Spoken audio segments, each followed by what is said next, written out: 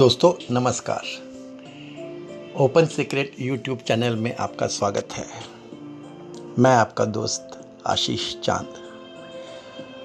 दोस्तों सांख्य दर्शन के स्टडीज़ में हमारा आज का विषय है कपिल देवहूति संवाद।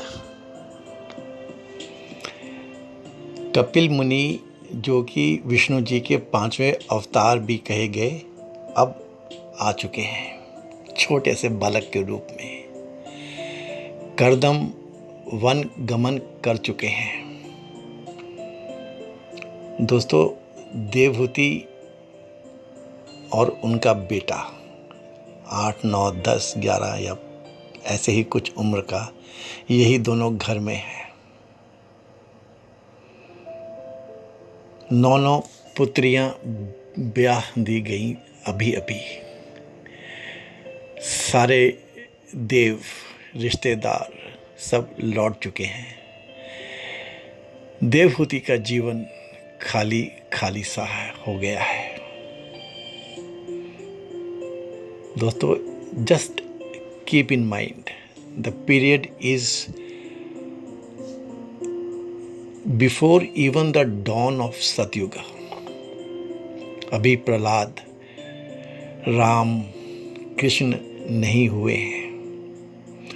दोस्तों उन दिनों कर्म बंधन से बचने के तरीके मालूम नहीं थे मनुष्य को। ये सब बाद में माइंड और ज्ञान और शास्त्र डेवलप हुए थे।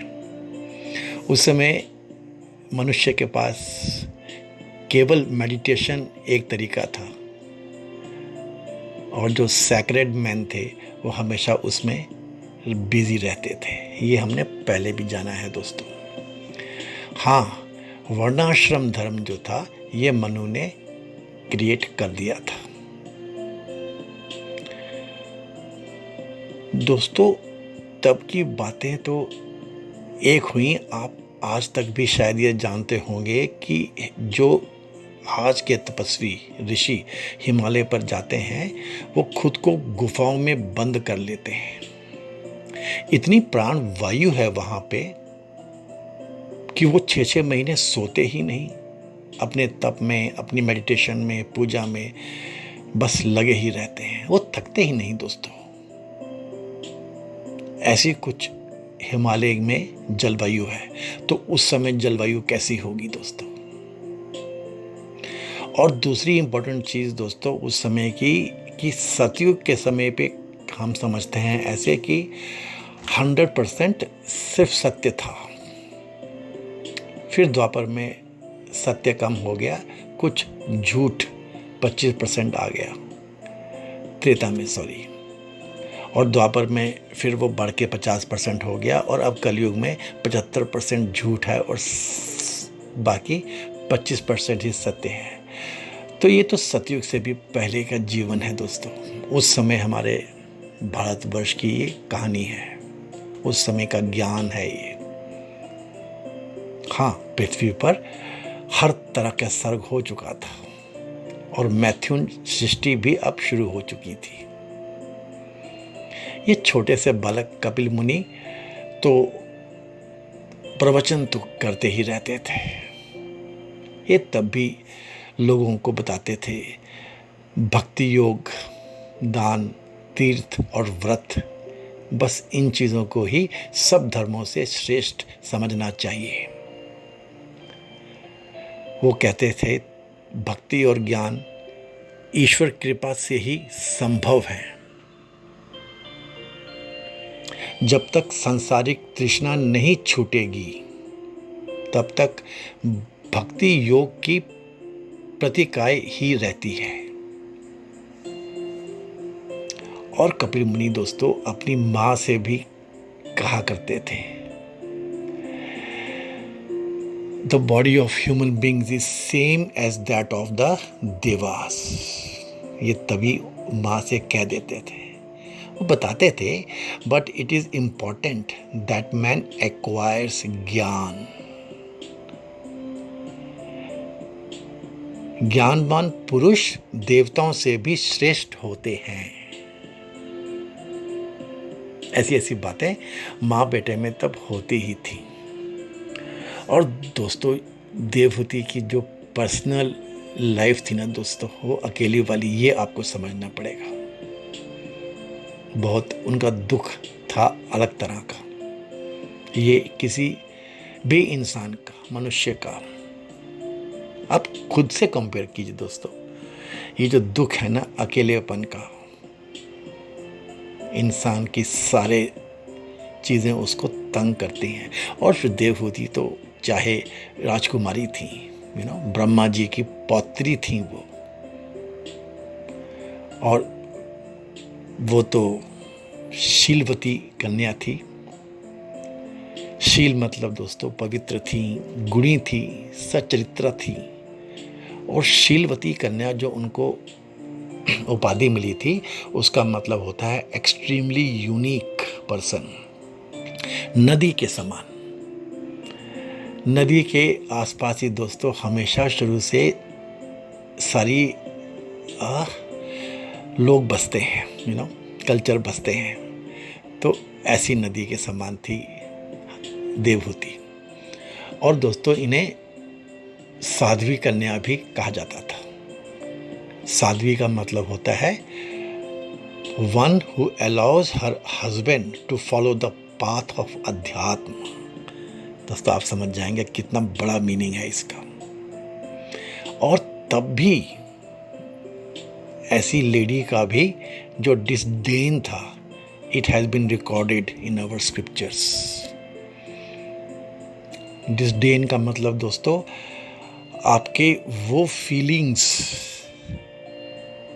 जो यदि जमाना जान जाए तो आपकी रिस्पेक्ट कम हो जाएगी। ये है दोस्तों डिसडेन का लिटरल मीनिंग। तो देवहूति की जो प्रॉब्लम्स थी पर्सनल लेवल पे, सोशल लेवल पे, ये उनके ऊपर एक टॉल था। वासना की, मन की, इंद्रियों की, विषयों की, विकारों की, ये प्रॉब्लम्स जो हर इंसान के अंदर अकेले चलती ही रहती हैं दोस्तों। वो तो अभी ऐसी कोई खास उम्र भी नहीं हुई थी।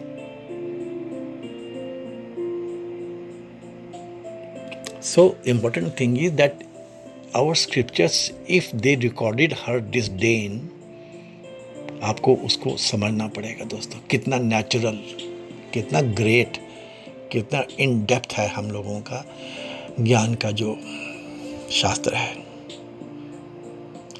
In my opinion, no amount of explanation can inform you the fineness of the Indian scriptural ways. कौन इसके बारे में क्या बताएगा दोस्तों। एक देवी स्वरूपा स्त्री, उसकी पर्सनल प्रॉब्लम्स उसको तंग कर रही हैं, अकेलापन हो गया है, जिसमें विषय विकार, काम वासना, इंद्रियां, सब की बात है दोस्तों। No other thought in the world has ever dared such natural communication. Narad उनको बता गए थे कि विष्णु जी तेरे घर में आएंगे पुत्र के रूप में। और अब तो चारों तरफ जो ऋषि थे वो भी ये कहते थे कि ये जो बच्चा आया है ना, ये माता के उद्धार करने वाला है।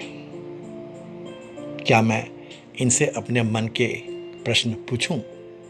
देवहूति की दोस्तों ये व्यथा बहुत दिन चली, केवल माँ और बेटा।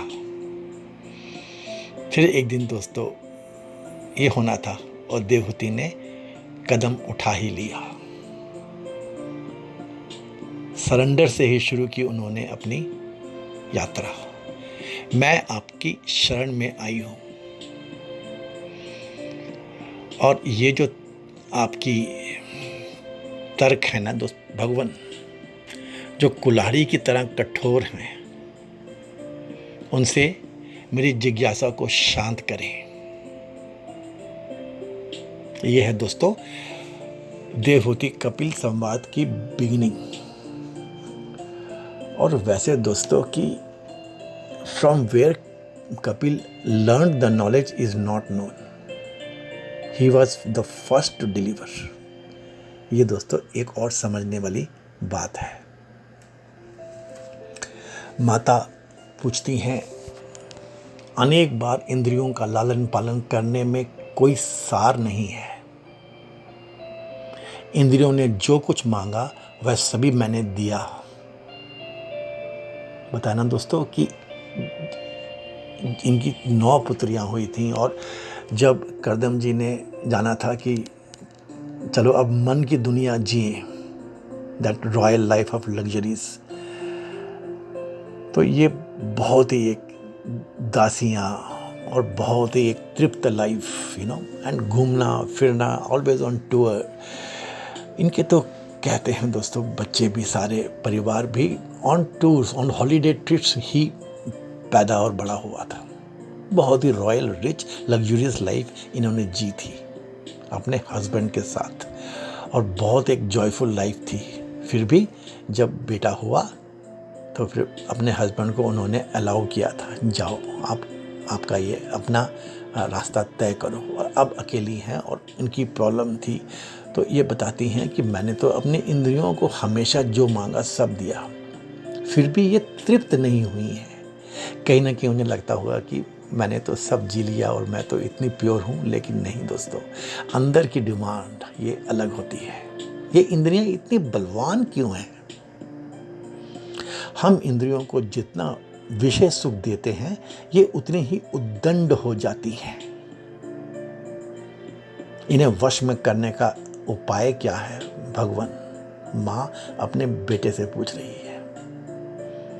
और दूसरा प्रश्न उन्होंने किया, जगत में सच्चा सुख कहाँ है? जगत में सच्चा आनंद कहाँ है, जिसका नाश ना हो सके?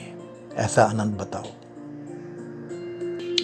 कपिल मुनि जवाब देते हैं माँ को, पहली बात तो इंद्रियों को वश में नहीं किया जा सकता है।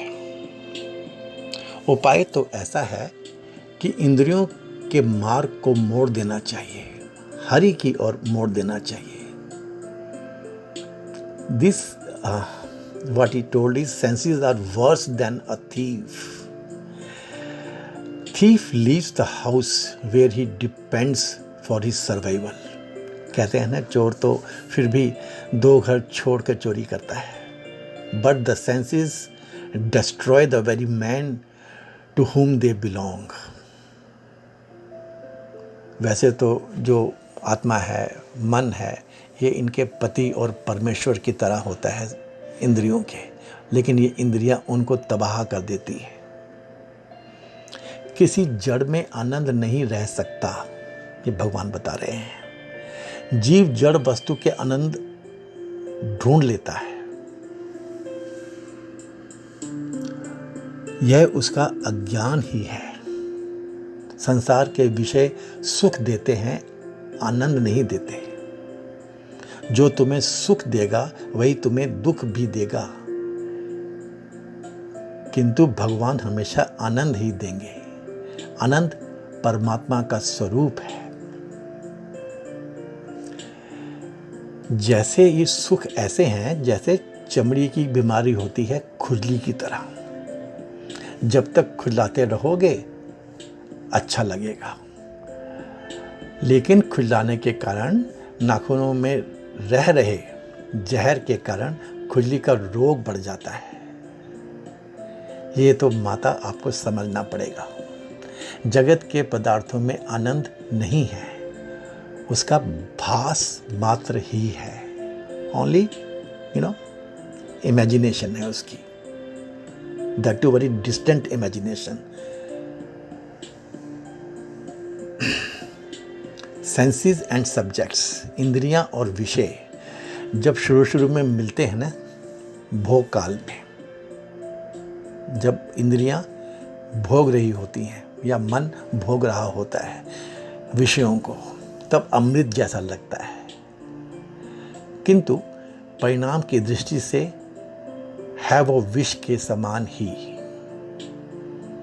इसीलिए जो ये सुख है, इसको राजस कहा गया है। इंद्रियों को सुख से तृप्ति नहीं होती, विवेक रूपी धन का हरण करके इंद्रियां जीव को संसार रूपी गर्त में फेंक देती हैं। बाहर के विषयों में ना तो सुख है ना ही आनंद। आनंद बाहर नहीं अंदर है। आनंद अविनाशी अंतर्यामी का स्वरूप है। यदि शरीर में आनंद होता तो उसमें प्राणों के निकल जाने के बाद भी लोग उसे संजो कर अपने पास ही रखते हैं। विषय जड़ है। जड़ पदार्थ में आनंद नहीं रह सकता। चैतन्य के स्पर्श के कारण ही जड़ पदार्थ में आनंद सा प्रतीत होता है। ऐसा कुछ दोस्तों भगवान कपिल ने अपनी माँ को समझाना शुरू किया, और इसको सत्संग कहो, प्रवचन कहो, ज्ञान कहो, ज्ञान वार्ता कहो, ये माँ और बेटे के बीच में चलती रही। बहुत दिन चली दोस्तों। भगवान कपिल बताते हैं, दो शरीरों के स्पर्श से सुख नहीं मिलता। दो प्राणों के एक होने से आनंद का अनुभव होता है। Imagine the amount of happiness that you will achieve on meeting one, that God in whom infinite souls are existing. ये है दोस्तों एक बात। Again and again the topic comes up. There is no happiness in subjects, but in subconscious mind. And in mind, when reflection of the soul, Atma, is seen, then something like happiness is felt. Senses, on getting in contact with subjects, they get attuned with them. So, for some time they get into concentration and oneness. इंद्रियां एकाग्र और एकाकार में आ जाती हैं। That time the reflection of soul befalls in mind. हमारे चित्त में उस समय आत्मा की जो प्रतिबिंब है ये पड़ जाता है दोस्तों। And Anand is felt. ये है इसकी पूरी लॉजिक। जगत के विषयों में जब तक मन फंसा हुआ है तब तक आनंद नहीं मिल सकेगा। आनंद आत्मा का उसी प्रकार सहज रूप स्वरूप है जिस प्रकार शीतलता जल का। आत्मा और परमात्मा का मिलन ही परमानंद है। भगवान में मन फंसे और डूबने लगे तब आनंद मिलता है। बार बार अपने मन को समझाओ कि संसार के जड़ पदार्थों में सुख नहीं है। सोने पर सब भूल जाने से आनंद मिलता है। जब नींद में जाता है इंसान तो he forgets and that is the real आनंद। सारे संसार को भूलने के बाद ही गाढ़ी नींद आती है। आत्मा तो नित्य शुद्ध और आनंद स्वरूप है। सुख दुख तो मन के धर्म है। मन के निर्विषय होने पर आनंद मिलता है। मन के निर्विषय होने पर, ये विषय means subjects. So subjects, senses and then मन, देन माइंड। इस सीरीज में the mind has to be subjectless state. दृश्य में से दृष्टि को हटाकर दृष्टा में स्थिर किया जाए तो आनंद मिलेगा। विषय जड़ है। जड़ पदार्थ में आनंद नहीं रह सकता। चैतन्य के स्पर्श के कारण ही जड़ पदार्थ में आनंद सा प्रतीत होता है। This is the logic. Kapil मुनि बहुत डिटेल में समझाते हैं अपनी मदर को।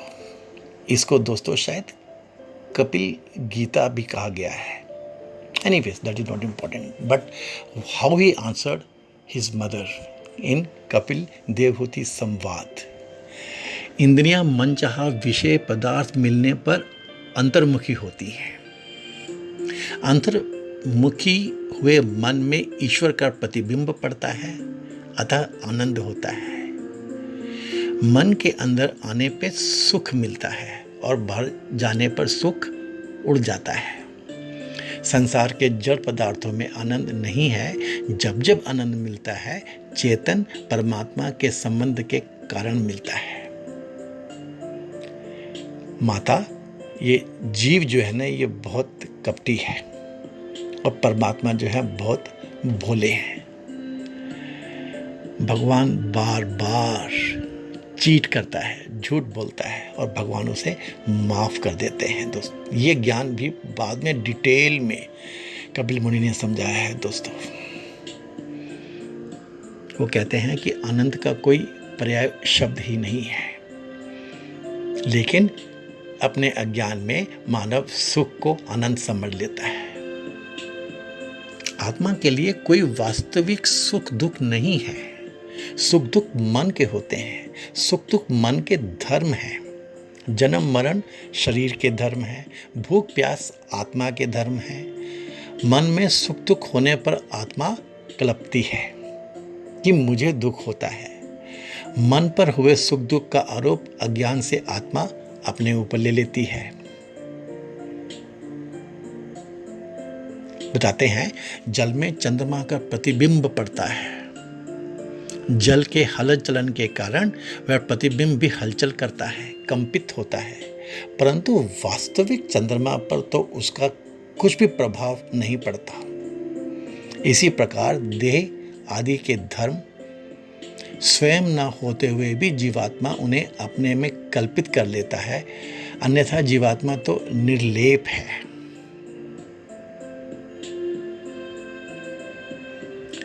Like this, the explanations and the logics go on. It is the beginning of science, It is the beginning of future science of Kapil, Sankhya Darshan. But the basic question, which is the root question even till date of even we people, please understand the depth of his answer and from what roots the answer is being found. जीवात्मा में देखे जाते हुए देह आदि के धर्म इस प्रकार दूर होंगे। Now is giving stateway points. निष्काम भगवत धर्म के अनुसरण से। बहुत लेट द्वापर में ये फिर श्री कृष्ण ने कहा था। ये जो मैंने बताया ऊपर की कर्म बंधन काटने का जो सिस्टम था बाद में आया था, बट हेयर कपिल मुनि इज इंट्रोड्यूसिंग निष्काम भगवत धर्म के अनुसरण से, भगवान की कृपा से। This is known to us. जब मन निर्विषय होता है तभी वह आनंद स्वरूप होता है। क्लियर। मन को ही इस जीव के बंधन और मोक्ष का कारण माना जाना चाहिए। मन जो विषयों में आसक्त हो जाए वह बंधन का कारण बनता है माता, और वही मन यदि परमात्मा में आसक्त हो जाए तो मोक्ष का कारण बन जाता है। द लॉक एंड की थ्योरी। चाबी को ऐसे घुमाओगे तो ताला लग जाएगा और वैसे घुमाओगे तो ताला खुल जाएगा। एंड बताते हैं कि मन जो है ये अधोगामी है। It always goes down like water. It always goes down. Some energy is required to keep the car moving. Some light is required for the darkness to be gotten away. Like that. So many times we have understood. But कब सतयुग से पहले this सूत्र बोल लो इसको, या general dialogues बोल लो, उस समय somebody uttering these dialogues had a lot of meaning as far as open secret team is concerned. Kapil Muni is telling his mother, मन अधोगामी है, तो मंत्र का संग होगा तो अधोगामी मन उधर्वगामी बनेगा। मन को सुधारने का और कोई साधन नहीं है, ओनली यूनिक वेज। ये मंत्र की महिमा है दोस्तों। मन शब्द के अक्षरों को उलट दो यदि आप, तो क्या बनता है? नम बनता है। नम का क्या मतलब है? टू विनम्र बनना, झुकना, प्रणाम करना। नम और नाम ही मन को सुधारते हैं। जिसने अपना मन सुधारा है वही दूसरों को भी सुधार सकेगा। Like this the explanations to the basic question of Devahuti और आवर लाइफ, कि सेंसेस को आप जितना भी सेटिस्फाई करने की कोशिश करो, ये तो कभी भी सेटिस्फाई नहीं होती है। Why senses are so strong that they always rule you, and the more you try to satisfy them by feeding them, they become more and more adamant, उद्दंड हो जाती हैं। इनको वश में करने का उपाय क्या है, एंड ये ट्रू हैप्पीनेस, ब्लिस, ये कहाँ है, where it is. So these questions were answered by Kapil Muni, and the dialogue went on for many more months, you know. तो मैं इसको फिर अगले वीडियो में कंटिन्यू करूँगा दोस्तों। This can be said to be part 1 और what ever you may से ऑफ कपिल देवहूति संवाद, you know, because our limitation in Open Secret videos is of around 26, 27, 28, maximum 30 minutes. So let's keep it short here. So Sankhya Darshan, the beginning of the knowledge as per Indian scriptures, as per Indian belief, that is being discussed. We discussed, you know, its emergence, why it had to emerge. We introduced Sankhya, then we understood what is Kardam, who was Kardam, and then we went into Kapil Devhuti Samvad. दोस्तों, इसको हम अगले video में भी continue करेंगे। Of course, the videos, the content of Open Secret videos is a serious one, and it is for those professionals who will get across in the life journey, and they will at least see what is being reached. ऐसा कुछ है दोस्तों। I hope you would have liked the contents. Please give me your like, comments and shares. Try to help me in getting more viewership. The basics of Indian Adhyatma have been discussed in Open Secret videos in a very professional language, in short, introductory manner, but in a very detailed and of course in a professional language. I hope you like these contents. Thank you so much, friends. God bless us all. Thanks.